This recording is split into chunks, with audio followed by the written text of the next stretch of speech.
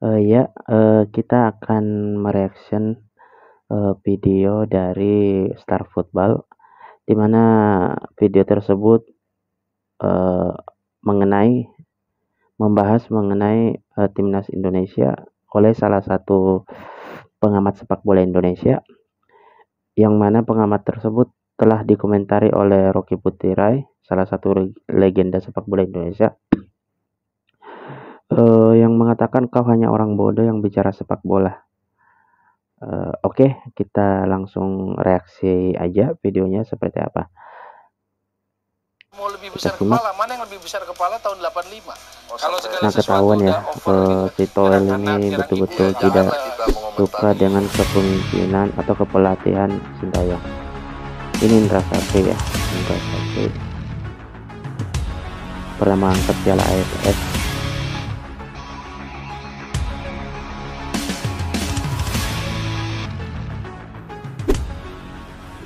Ngamuknya para legenda ke Toel. Rocky Putirai, kau hanya orang bodoh yang bicara sepak bola.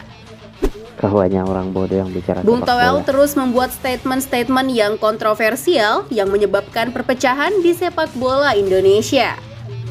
Sebab meski para pendukung Sintayong sudah diam, namun Bung Toel masih saja terus mengatakan Sintayong menyewa buzzer untuk menyerang dirinya. Apalagi belakangan, saya diserang habis-habisan. Ya, netizen atau apapun namanya.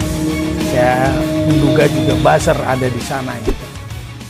Padahal apa yang dilakukan si Toel ini malah menuduh oknum supporter Indonesia itu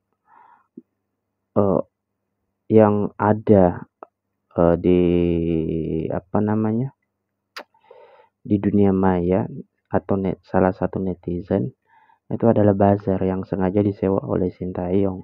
Padahal nyatanya itu ketika supporter Indonesia tidak mendukung apa yang dikatakan oleh si Toel, sebenarnya mereka hanya memunculkan kecintaan timnas Indonesia kepada pelatih kita Sintayong, gitu loh. Kita lanjut saja, kita dengarkan. Dilakukan oleh Sintayong sudah diamini oleh mayoritas pecinta bola di seluruh negeri. Betul. Karena terlihat Indonesia memang sudah mengalami perkembangan dalam segi permainan yang indah.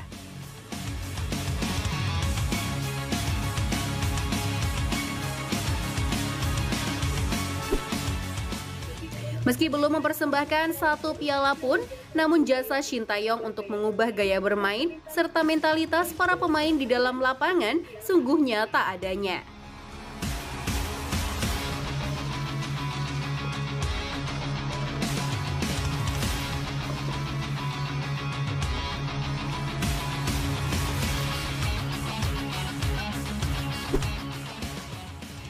Jika ngomongin skill para pemain Indonesia, ya memang skill para pemain Indonesia sudah dari dulu bagus. Namun rata-rata mentalitas mereka di dalam lapangan tidak ada setelah kemasukan terlebih dahulu.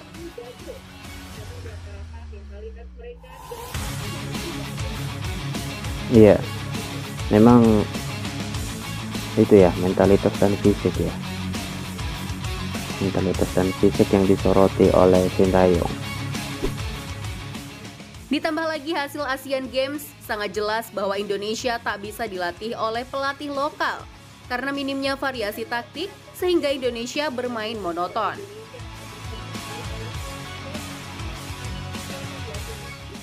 Dalam gelaran ini, Indonesia harus kalah di 3 laga terakhir Asian Games. Yang sangat memalukan adalah ketika kita kalah dari China Taipei 1-0, padahal level China Taipei sudah berada jauh dari Indonesia.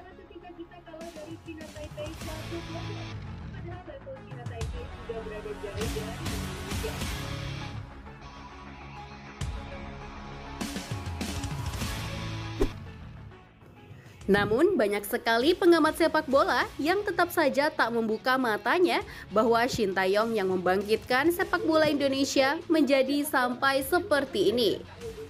Dan ketika kembali ke pelatih lokal, permainan Indonesia kembali ke setelan pabrik. Gaya permainan long ball dan tanpa taktik saat melakukan serangan. Hal ini membuat legenda sepak bola Indonesia begitu marah, seperti Boas Salosa, Rocky Putirai, dan Bambang Pamungkas. Menurutnya, pengamat sepak bola Indonesia terkadang tak melihat fakta yang ada. BP pernah bilang di Indonesia masih banyak ditunggangi mafia dalam persepak bolaannya. Mereka benci Shin Tae-yong karena mereka tak bisa menitipkan pemain lagi ke timnas Indonesia. Pasalnya Indonesia sudah terkenal dari zaman dulu tentang pemain yang tak kompeten namun bisa terpilih membela timnas Garuda.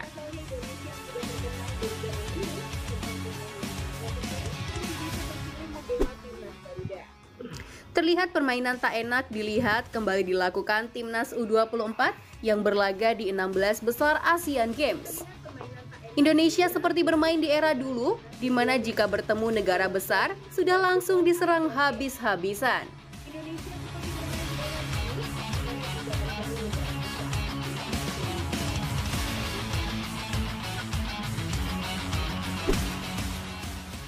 Sudah jelas gaya bermainnya yang tak kunjung membaik, namun masih saja dibela mati-matian untuk tetap melatih dan bersikukuh memakai pemain lokal yang ada.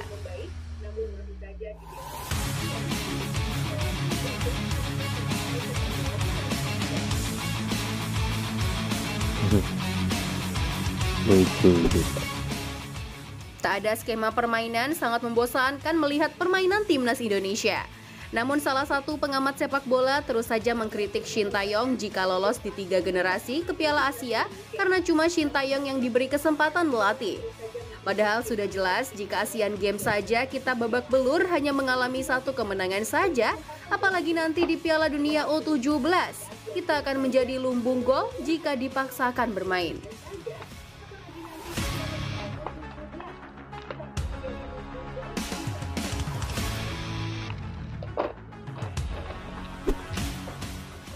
Benar-benar pengamat sepak bola yang hanya bermain uang dan tak mau melihat Indonesia berkembang pesat di kancah dunia. Ya pelatih yang meloloskan 3 tim ke Piala Asia kan pasti begitu. Ya karena dia satu-satunya pelatih yang diberi kesempatan. Kalau mau lebih besar kepala, mana yang lebih besar kepala tahun 85? Generasi Hermansyah sepertinya. Itu yang 85. Coba selangkah lagi. Kalau mau bicara lebih dekat, itu yang paling dekat generasi. Kalah beruntun. Indonesia hanya diberi keberuntungan menjadi peringkat 3 terbaik di fase grup setelah mampu menang di laga pertama karena semua tim masih melakukan adaptasi permainan.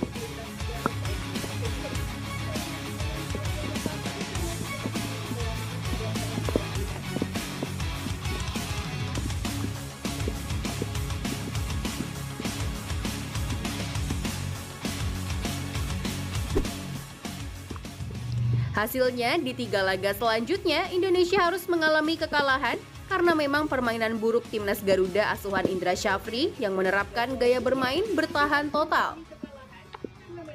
Mungkin hasil ini bisa membuka mata lokal pride agar tahu bahwa Indonesia memang butuh pemain keturunan. Tanpa pemain keturunan, kita akan berkembang lebih lama dan akan terus ketinggalan ke depannya.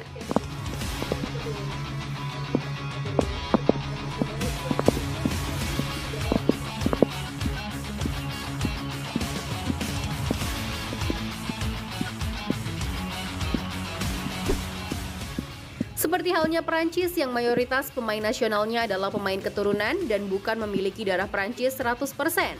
Namun itu pun sampai sekarang mampu berjalan dan menjadikannya juara dunia. Betul. Mbappe pemain keturunan.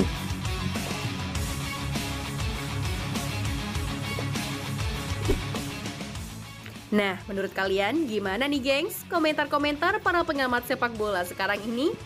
Yuk berikan pendapat kalian di kolom komentar.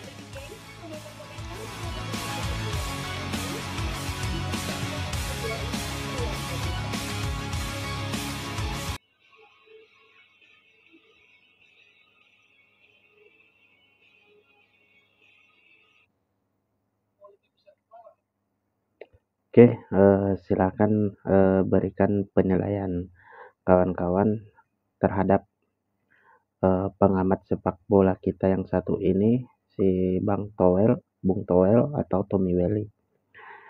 Terima kasih untuk video selanjutnya kita akan reaksi lagi perkembangan apakah Bung Toel sudah menerima kenyataan. Oke, jangan lupa like, subscribe, dan nyalakan lonceng notifikasinya agar video selanjutnya kawan-kawan bisa segera mungkin mendapatkan notifikasi. Terima kasih.